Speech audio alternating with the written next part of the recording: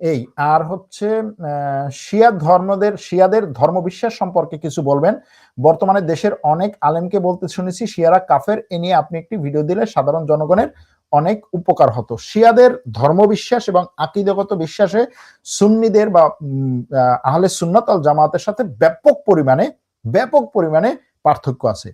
শিয়াদের মধ্যে বিভিন্ন ধরনের শিয়ারা আছে, যেমন ধরেন শিয়াদের একটা গ্রুপ আছে যারা সুন্নিদের একেবারে কাছাকাছি, কিন্তু বেশিরভাগই হচ্ছে তাদের সাথে সুন্নিদের আকীদাগত অনেক সমস্যা, এবং অনেক সুন্নি আলেমরাই মনে করেন যে শিয়াদেরকে আসলে কি বলে এটাকে, তাদের এই আকীদাগত সমস্যার কারণে মুসলমানই বলা যাবে না, এটা অনেক সুন্নি আলেম মনে করেন। কারণ তারা যেই সমস্ত বিষয়গুলোকে নিয়ে আসেন শিয়াদের মধ্য থেকে, যে শিয়ারা এই জিনিসগুলো করে, এবং সেগুলোকে আপনি যদি শিয়াদের, বিশেষ করে বর্তমান রাজনৈতিক শিয়া অর্থাৎ ইরানকে পরিচালনা করার যে রাজনৈতিক শিয়া, তাদের যদি হচ্ছে যে ডক্ট্রিন আয়াতুল্লাহ রুহুল্লাহ খোমেনি যে করে গিয়েছেন, সেই ডক্ট্রিন, তার সেই যে গ্রিন বুক, সেটা যদি আপনি পড়েন তাহলে দেখবেন যে সেটার মধ্যে এমন সব জিনিসগুলো আছে যেই জিনিসগুলো ইসলামের মূল আকীদার সাথে পুরোপুরি সাংঘর্ষিক।